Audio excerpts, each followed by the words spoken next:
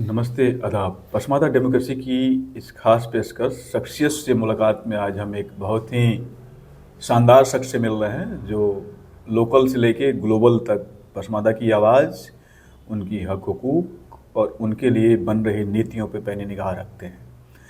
सरसरी ही उनके बारे में हम एक ब्रीफ में जानकारी लेते हैं। आप अपने बारे में थोड़ा बताइए कि कहाँ कैसी आपकी जर्नी शुरू होगी और आपके इस मेंटरिंग में किन किन चीज़ों की महत्वपूर्ण भूमिका रही है। जी, मेरा नाम अख्तर हुसैन है और मैं बिहार के सिवान डिस्ट्रिक्ट से हूँ। और मेरा एजुकेशन जो है गांव से ही हुआ, मकतब स्कूल से 5वीं क्लास तक। उसके बाद लोकल जो हाई स्कूल था वहाँ पर मेरा एडमिशन हुआ। और मैं अपनी पढ़ाई नहीं करूँगा, लेकिन अल्हम्दुलिल्लाह गार्जियनशिप ऐसी थी और घर का माहौल ऐसा था कि पढ़ाई पे जोर था मेरे को। और थ्रू आउट 5 से लेकर हाई स्कूल तक मैं टॉप करता रहा और अपने स्कूल का टॉपर था। और हाई स्कूल करने के बाद मैं अलीगढ़ आ गया। अलीगढ़ से मैं इंजीनियरिंग किया, मैं मैकेनिकल इंजीनियरिंग। फिर कुछ दिनों तक दुबई में आया, दिल्ली में आके काम किया। फिर 1994 में मैं दुबई चला गया। आप दुबई चले गए और दुबई और खास करके अरब देशों में तो जाती है कोई सवाल है नहीं। जी और आप एक इंजीनियरिंग बैकग्राउंड से थे, वहाँ भी जाती कोई बात नहीं होती है। ह्यूमैनिटी में होते तो आप चीज़ों से वास्ता पड़ा होता। तो 7 समुंदर पार जाने के बाद भी ये जाति के सवाल को लेके आप क्यों जागरूक रहे, इसके पीछे क्या कारण देखिए, था? इसका एक्सपीरियंस है हमको। अ, एक साहब एक साहब जो थे हमारे, उनके ऊपर आप बीती, तो उन्होंने ये कहा, उनको किसी ने टॉर्चर कहा, मतलब ह्यूमिलिएट करना चाहा। तो उन्होंने कहा कि तुम भारत देश छोड़ के आ गए हो, लेकिन तुम्हारी जो है ना नफ़रत की जो आग है और नफ़रत तुमने जो अपने पूर्वजों से सीखा है वो यहाँ वहाँ भूल के नहीं आया, यहाँ भूल ऐसे आ गए हो। तुम लोग अगर चांद पे भी चले जाओ तो तुम ऐसे ही नफ़रत करोगे, है ना। ओबीसी के साथ और दूसरे दलित के साथ तुम अपनी जाति वर्चस्व की बात करोगे तो रहती है। वहाँ के लोकल लोगों में नहीं है, जो एक्चुअल जो है वो सबको बराबर देखते हैं, हिंदू मुस्लिम सबको बराबर। लेकिन जो इधर से हमारे देश से गए हैं, चाहे इधर से हैं, तो उनमें तो कूट कूट के भरी है। क्योंकि अभी भी उनके यहाँ वो बात नहीं आई है, अभी वो मसावात की बात नहीं सोचते हैं, न सुनते हैं, न सुनने को तैयार हैं। हाँ, तो ये है। लेकिन अभी धीरे धीरे कम होने लगा है। और हम लोग एटलीस्ट कोशिश है और बहुत हद तक हम लोगों ने इसको दूर करने की कोशिश की। और now they are ready to accept that. So it's very important to listen to you, and it's also a pleasurable moment for our audience that they have the different experience of a person who have started his journey from a village and now he's heading the global society in Dubai. तो सिवान से आप जहाँ आते हैं वो तो बिहार के एक बहुत ही चर्चित जगह रहा है जहाँ सामाजिक न्याय की बातें खूब होती है, वहाँ बहुत बड़े बड़े लीडर हुए हैं। आप कोई बचपन का कोई वाकया जो आपको याद आता हो कि तब से लेके अब में क्या बदलाव आया है, जो अशराफ और पसमादा के बीच में जो भेद स्पष्ट दिखता है, वो खटकता है कि ऐसा क्यों होता था? बहुत होता था। अगल बगल में हम लोग देखते थे ना, तो बहुत होता था। शादी ब्याह में भी बहुत से लोगों का कुछ गांव को छोड़ कर बाकी गांवों में ऐसा होता था कि अशराफ लोग खाना नहीं खाने आते थे।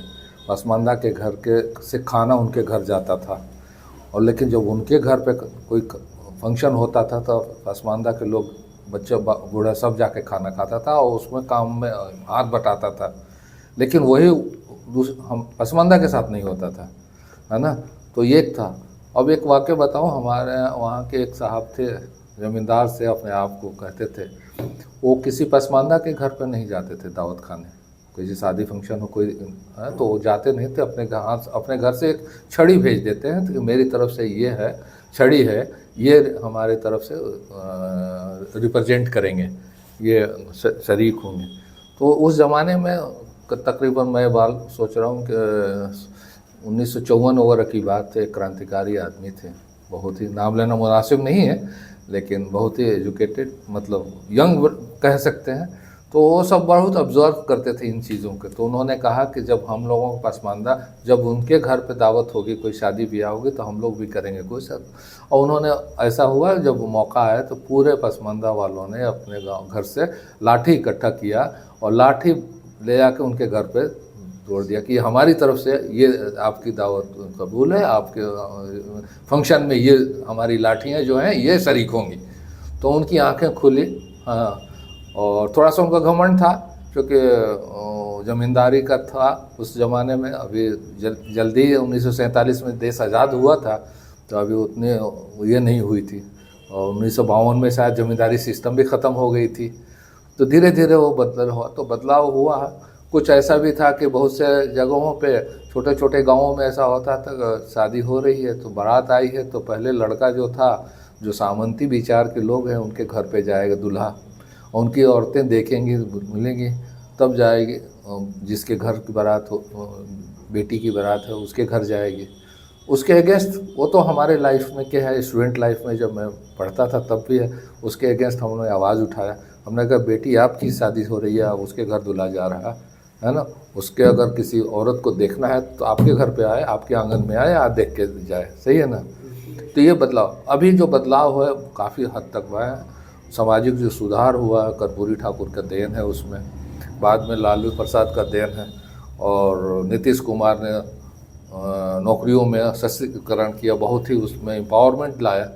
तो यह है, काफ़ी तब्दीली है अभी। लेकिन न्यू जनरेशन को इसको देखना है कि हमारे बाप दादाओं के साथ क्या हुआ था। बदला लेने की भावना नहीं, लेकिन एटलीस्ट बराबरी तो कर सकते हैं, है ना।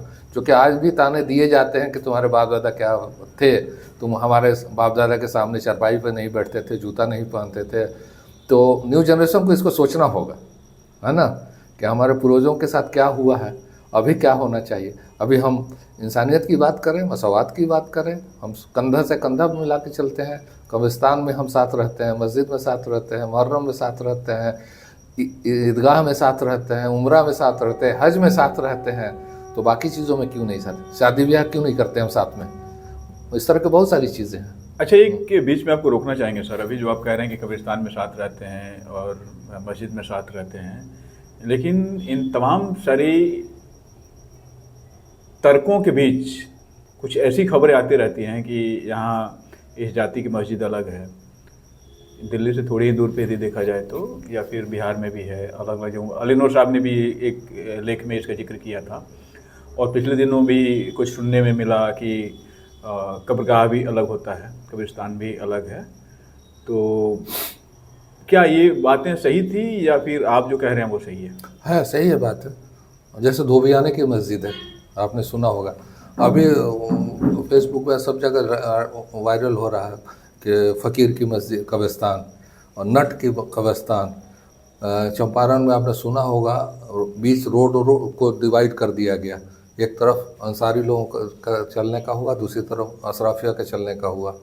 तो डिस्ट्रिक्ट एडमिनिस्ट्रेशन ने आकर उसको रोका। उस कोरोना में तो बहुत जगह हुआ है ऐसा कि लोगों ने ओबीसी मुस्लिम्स को कब्रिस्तान में उनको दफन नहीं करने दिया गया, है ना। तो ये है। अब इसको कितना परसेंट है ये है, लेकिन है थोड़ा ही सही, लेकिन है, ऐसा नहीं है। तो इस पे क्या पसमानदा लोगों ने, या जो अर्जाल लोग हैं, या फिर जो इस विमर्श से जुड़े हुए जो बुद्धिजीवी हैं, उनकी इस पे क्या प्रतिक्रिया रही, और आप क्या सोचते हैं? हम तो वही सोचते हैं, कब्रिस्तान किसी के ये नहीं है, वो तो वक्फ़ की है। जिसने भी किया है वक्फ़ किया है, और वह कहीं भी कहीं कर सकते हैं। कब्रिस्तान में भी दो तरह के होते हैं। कब्रिस्तान मैं दो तरह के, मतलब दो तरह का, बाउंड्री के ऊपर पसमानदा का कबर होगा और बीच में होगा अशराफ का कबर होगा। पुराने ज़माने में ये कंसेप्ट था कि जो जानवर आता है, कबर खुदवा एक जानवर होता है, तो सामने किनारे से आएगा तो कबर खोदेगा, तो किसकी कबर होगी पहले, है ना। तो वहाँ तक भी थे। या कब्रिस्तान में भी कोना बांट गया है, इधर ये पसमानदा का रहेंगे, ये इस बिरादरी का रहेगा, इस बिरादरी का। बहुत जगह ऐसा होता है। बहुत से लोगों ने इसकी वजह से अपने ख़ानदान के लोगों को अपनी जाति ज़मीन में दफन किया है उन लोगों ने। ठीक है ना। लेकिन इस पे आवाज़ उठाने की ज़रूरत है, और अब तो उठ ही गई। अभी तो वक्फ बोर्ड का वक्फ अमेंडमेंट बिल आ भी गया है, तो जो पहले मनमानी होती थी अब तो नहीं होने वाली है। एक चीज़ बात, पहले के जो ज़मींदार लोग थे, चाहे जिसके पास पैसा था, कोई भी ज़मींदार हो चाहे नहीं हो, बहुत से लोगों ने कब्रिस्तान भी, पसमानदा ने भी कब्रिस्तान को के लिए ज़मीन दिया है। अगर वो लिखित में नहीं है, पेपर में नहीं है, तो अभी उस ज़मीन को जो लोगों ने दिया है उस ज़मीन को कब्जा करते हैं और उसमें मना करते हैं कि ये हमारे ख़ानदान का, हमारे बाप दादा ने कब्रिस्तान दिया है, इसलिए आपकी मैयत को इसमें जगह नहीं मिलेगी, है ना। तो अभी चूँकि प्रॉपर्टी का इतना वैल्यू बढ़ गया है कि लालच बढ़ गई लोगों में, और या तो उसको बेच दिया जाता है, उसमें कई जगह उसमें तो प्लॉटिंग होता है, लोग घर बनाते हैं कब्रिस्तान में, घर बना कर रह रहे हैं। तो ये है, तो फितना है, इसको हम फितना ही कहेंगे और लालच कहेंगे, और क्या, है ना। कब्रिस्तान एक किसी के बाप ने, दादा ने दे दिया अल्लाह के रास्ते के लिए, गांव के लिए, मोहल्ले के लिए, सबके लिए, और आपकी लालच हुई कि नहीं ये कब्रिस्तान सिर्फ मेरा है। और आपने सुना होगा, बहुत बार होता है कि फलां साहब का इंतकाल हो गया और उनका तदफीन जो होगा अपने ख़ानदानी कब्रिस्तान में होगा। ख़ानदानी कब्रिस्तान क्या होता है? ख़ानदानी कब्रिस्तान वही है कि अशराफिया का अलग है और कॉमन आदमी का अलग है। उसमें उस कब्रिस्तान में, ख़ानदानी कब्रिस्तान में जनरल पब्लिक नहीं जा सकती है, उसी को ख़ानदानी कहते हैं। 2-4 ख़ानदान का होता है, सही है। तो ये बातें हैं, लेकिन अभी लोगों में चेतना जागी है, अवेयरनेस आया है, और लोग इसके लिए आवाज़ उठा रहे हैं, और उठनी भी चाहिए, और सुधार होगा, इसमें सुधार होगा, पूरी उम्मीद है मुझे। देश में जो माइनॉरिटी के नाम पे चलने वाले जितने संस्थान हैं, उसमें पसमानदा की अरजाल अजलाब, मतलब बैकवर्ड कम्युनिटी, या फिर ये कह लीजिए कि जो रिजर्व कैटेगरी में आने वाले लोग हैं मुस्लिम समाज के अंदर, उनकी हिस्सेदारी अभी तक नहीं हुई है। और आप एक बड़े संस्थान से निकले हुए हैं, एक बड़े जगह पे हैं, वहाँ से आप पूरी दुनिया को देखते हैं, इसके पीछे आप किन कारणों को जिम्मेवार मानते हैं? इसके कारण सरकार की है। 1947 से जिन लोगों की सरकार थी, हालांकि हमारे जो फ्रीडम फाइटर्स जो पसमानदा से कही, अब्दुल कयूम अंसारी साहब से लेकर के और भी जितने थे, वो लोग तो 2 नेशन थ्योरी के अगेंस्ट थे, 2 नेशन थ्योरी के अगेंस्ट थे, ठीक है। लेकिन देखिए, शुरू के दिनों में जो पार्लियामेंट में लोग जाते थे मुसलमान, वही लोग जाते थे जो मुसलमानों में चाहे कोई भी किसी भी वर्ग में ज़मींदार थे, उनका बोल बोला था, समाज में उनकी पकड़ थी, और जीतने की, इलेक्शन जीतने की सलाहियत उनमें थी, चाहे जो भी रिसोर्सेज है, मैन पावर है, जो भी, तो वो लोग जीतते गए। 1977 तक ये रहा। 1977 को जो जनता दल पार्टी आई, उसके बाद रिकॉर्ड ब्रेक हुआ, उसके बाद उसकी वजह है वही रही, तो उनकी मोनोपोली रही। मैं तो ये कहता हूँ, कांग्रेस से चाहे जो भी सरकार, आज तक जितने चीफ मिनिस्टर हुए, 7-8 चीफ मिनिस्टर, क्यों नहीं एक पसमानदा हुआ? कितने गवर्नर हुए, क्यों नहीं एक भी गवर्नर पसमानदा हुआ? वाइस प्रेसिडेंट हुआ, कितने पसमानदा हुए? एक भी नहीं हुआ है। प्रेसिडेंट हुए कि एक भी नहीं हुआ? कि कौन, किसने, क्यों नहीं हुआ? आप माइनॉरिटी की बात करो, मिल्लत की बात करो, मुसलमान की बात करते हो, उससे सबसे ज़्यादा अगर धोखा हुआ मिल्लत माइनॉरिटी के नाम पे, तो पसमानदा को धोखा हुआ। पसमानदा का हकूक़ मारा गया है ना। किसी भी बता दिए, एक एपीजे कलाम को छोड़कर कोई भी पसमानदा नहीं बना। वो हम मानते हैं कि वो पसमानदा थे, बाकी लोग पसमानदा भी नहीं मानते उनको, मुस्लिम ही नहीं मानते, बहुत से लोगों ने उनको खारिज कर देते हैं कि नहीं वो नहीं थे।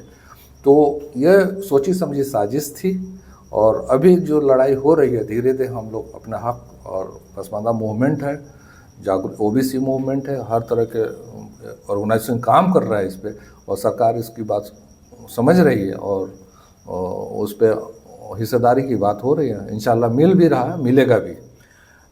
एक सवाल और भी है जो बहुत ही महत्वपूर्ण है, और हर किसी का अपना नज़रिया होता है देखने का। जैसे हम किसी आंदोलन का जब मूल्यांकन करते हैं, आप छात्र जीवन में रहे, बिहार में रहे, फिर नौकरी, उसके बाद फिर दुबई, तो जो पसमानदा आंदोलन जब शुरू हुआ, जिसको आप अभी कह रहे थे कर्पूरी ठाकुर के समय से हम इसको मजबूती के रूप में देख रहे हैं, तब से लेकर आज तक का जो हम मूल्यांकन कर रहे हैं, तो इसमें कौन सा कालखंड जो है वो आपको ज़्यादा सशक्त दिखता है या पावरफुल दिखता है, या फिर जिसमें ज़्यादा काम करने का मौका मिल रहा है?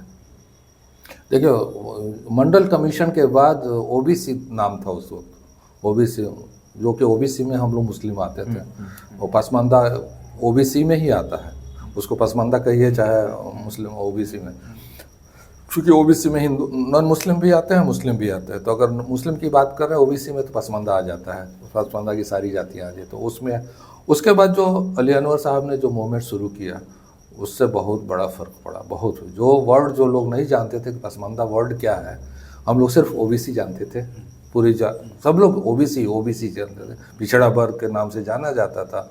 और बाद में नीतीश जी ने अति पिछड़ा कर दिया, लेकिन जो अति पिछड़ा तो कर्पूरी ठाकुर ने किया था, उसी लिस्ट में था। अच्छा, उसी लिस्ट में था, हाँ, अति पिछड़ा किया था उन्होंने, रिजर्वेशन किया था। इन्होंने ये किया कि माइनॉरिटी के नाम पे जो एक तरफा चीज़ें होती थी केवल जो अशराफ, तो इन्होंने उसमें भागीदारी देने शुरू कर दी। हाँ, अलग से नहीं, उन्होंने किया, उन्होंने दिया, पंचायती राज में किया और बहुत जगह उन्होंने किया।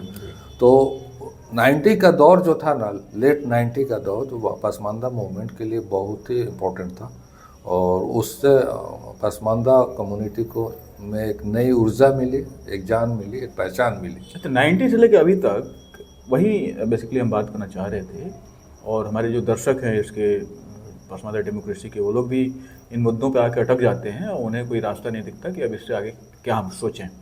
और इसके लिए मुझे आप मुफीद लग रहे हैं कि 90 से लेके अभी तक, मतलब 30, 35, 36 साल का लगभग ये दौर है, तो जिस रफ्तार से इसको आगे बढ़नी चाहिए थी, जैसे बाकी सामाजिक जो आंदोलन बढ़े, सामाजिक विमर्श बढ़ा, उसमें ये पीछे क्यों रह गया?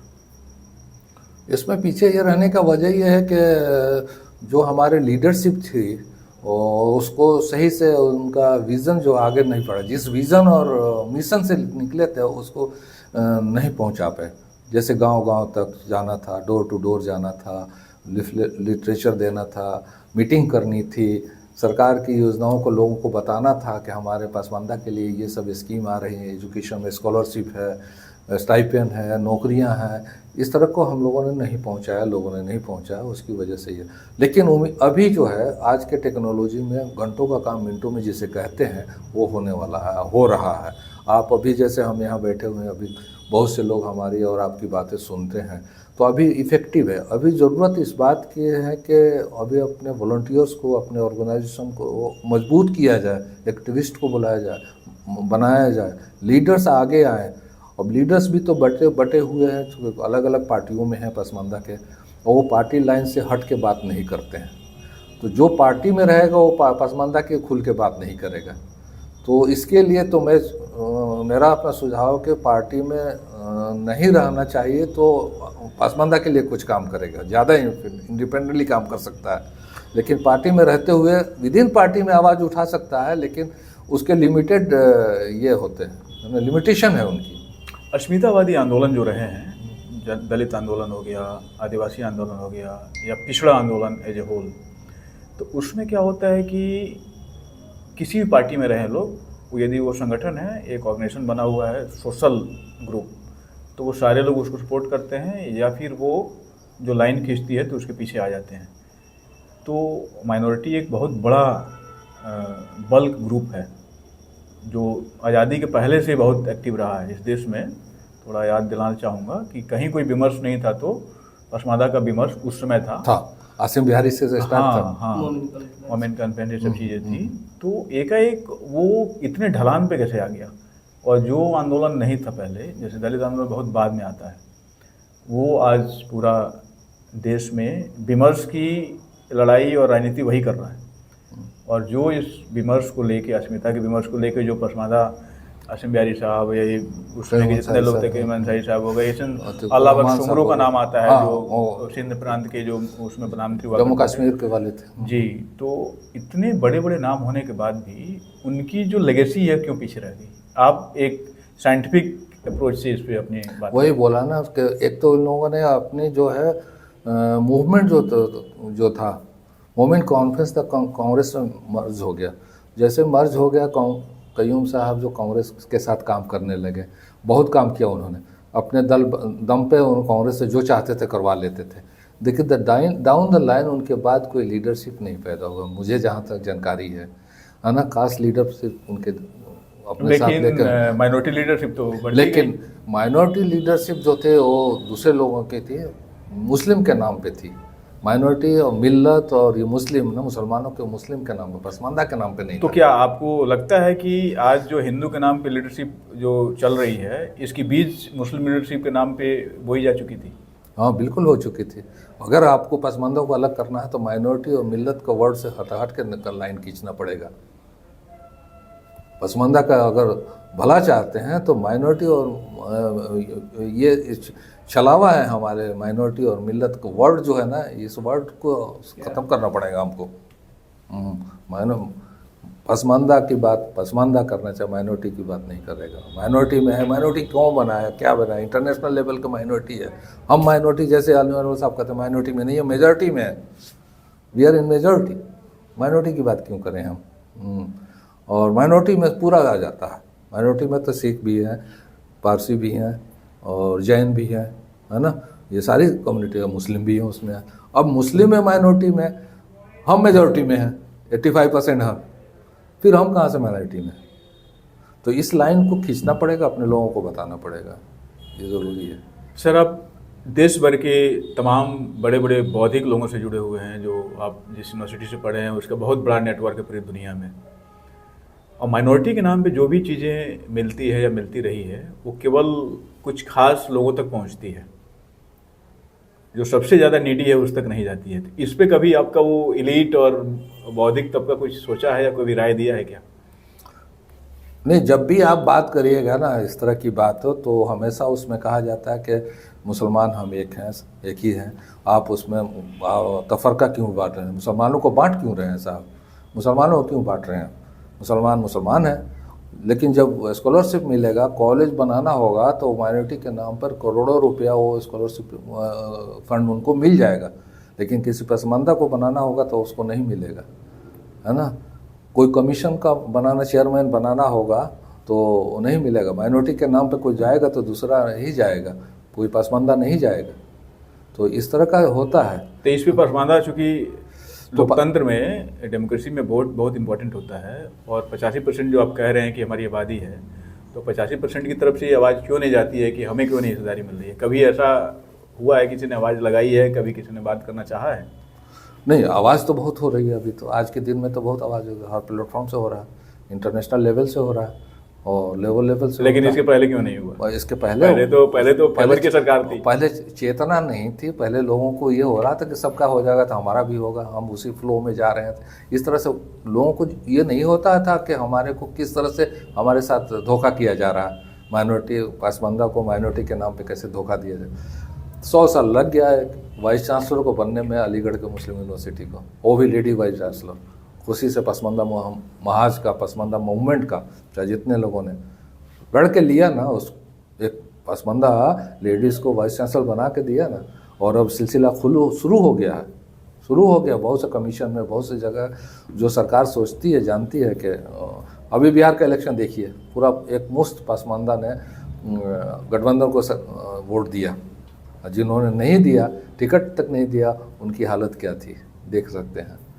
तो अभी तो है भाई, हमको जो शेयर दोगे तो हमारा वोट लोगे, हमारा सपोर्ट लोगे, नहीं दोगे तो नहीं दोगे। वो बात कही जाती है ना कि वोट हमारा और नेता भी हमारा, तो वो तो दिख रहा है और लोग इस बात पे अमल कर रहे हैं, चैलेंज कर रहे हैं। एक सवाल ये आता है कि आप आज की जो एक युवा पीढ़ी है, आपके बाद का एक गैप के बाद जो पीढ़ी आई हुई है, जो जिसकी उम्र 30-35 साल है लगभग, उसके अंदर बहुत जोश, जुनून, विजन और सोसाइटी में एक स्पेस भी है काम करने का।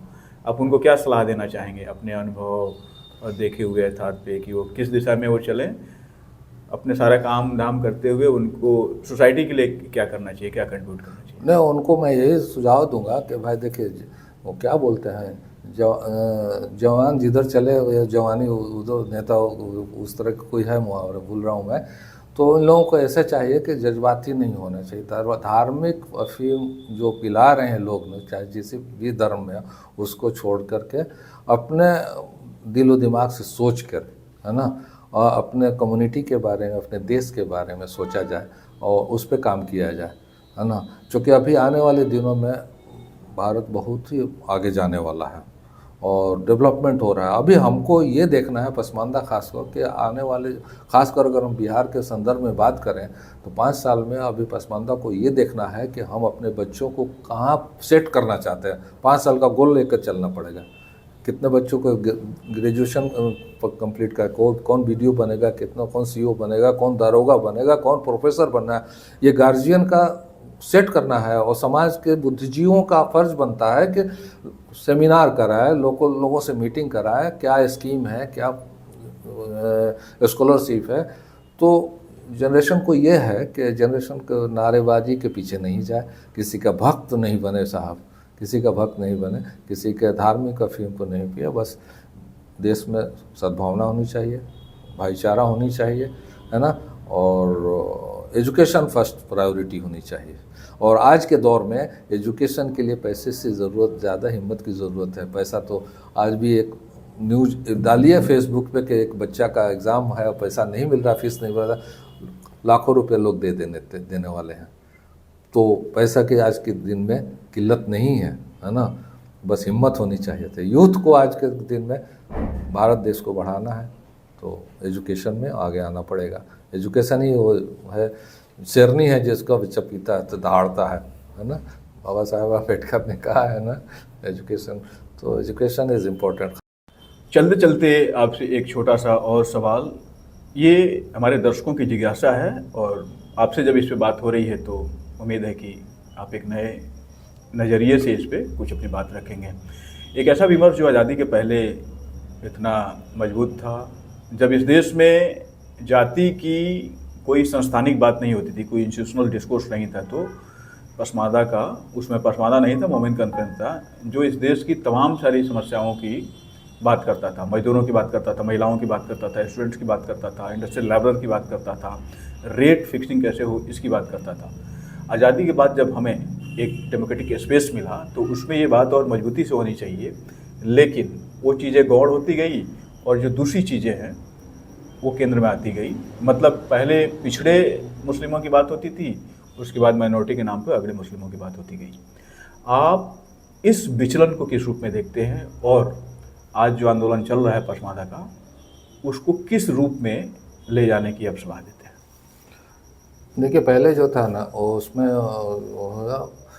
आज़ादी के बाद तो बहुत सालों तक ये रहा, चाहे सारे कम्युनिटी, हिंदुस्तान के सारे लोग, मुस्लिम से लेकर नॉन मुस्लिम से लेकर, देश को एक अच्छे विकास देश बनाना चाह रहे थे। क्योंकि आज़ादी बड़ी मुश्किल से मिली थी और उसको डेवलप करना था भारत को, तो ज़्यादातर तो टाइम इसमें निकल गया। तो एक लहर पड़ी कि हम सब मुसलमान हैं, चाहे हम सब भी हैं। ये लहर बनाई गई थी साजिशन या फिर ऐसे निकली थी? ज़रूरत भी थी उसकी, और उस ज़रूरत को लोगों ने उसको अपने हिसाब से उसको प्ले बना दिया कि भाई, और जब ज़रूरत पूरी होने लगी, डिमांड हुआ, सप्लाई हुआ, तो सप्लाई में लोगों ने अपने आप को कहा कि हम ही इसमें हैं, बाकी लोग तो पसमानदा है ही नहीं, है ना। जैसे आप लोगों ने कहा कि आपने कहा कि पहले कारीगर कम्युनिटी को महत्व दिया जाता, बातें होती उनकी सुनी जाती थी कि करघा का सूद कहाँ से आएगा, किस रेट पे आएगा, है ना। फॉर एग्ज़ाम्पल गरीब गुरबा को क्या दिया जाए, किसान को क्या दिया जाएगा, इस तरह की बात हुई। लेकिन बाद में धीरे धीरे ये पॉलिटिक्स चेंज होते गया और एक धार्मिक रूप ले लिया। और उसके बाद से सरकारें अपनी सरकार बनाने की चेष्टा में ज़्यादा लग गई कि हमारी सरकार कैसे बने, किसको खुश रखें, किसको के साथ अलायंस करें। जब से ये शुरू हुआ तब से हमारा पसमानदा कम्युनिटी को बहुत नुकसान हुआ है। इसी चक्कर में हमारा मोमिन कॉन्फ्रेंस भी लास्ट दिनों में कामयाब नहीं हो सका।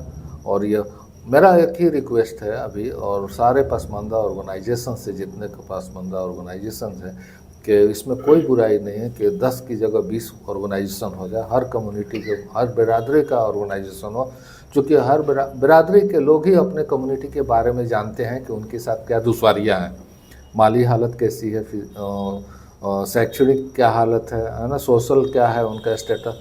तो जब तक वो लोग अपने अपने कम्युनिटी के बारे में नहीं सोचेंगे, अपने अपने कम्युनिटी को यूनाइट नहीं करेंगे, तब तक एज इतना बड़ा देश है, इतने बड़े 85% हम मुसलमानों की आबादी है, इसमें पसमानदा की नामुमकिन है। लेकिन साथ में ये है कि सारे पसमानदा ऑर्गेनाइजेशन के जितने शीर्ष नेतृत्व हैं, साल में या 6 महीने में एक बार मिलना चाहिए, आपस में एक कॉमन मिनिमम प्रोग्राम बना करके उसके तहत आगे की रणनीति तय करनी चाहिए। मेरा ही रिक्वेस्ट है सारे पसमानदा ऑर्गेनाइजेशन से, और अंसारी ऑर्गेनाइजेशन है, पसमानदा ऑर्गेनाइजेशन, जो भी ऑर्गेनाइजेशन, ओबीसी का ऑर्गेनाइजेशन है, सबके लिए यही मेरा रिक्वेस्ट है और अनुरोध है कि इस पे बात होनी चाहिए, इस पे ख्याल ये देखना सोचना चाहिए इस नज़रिए से।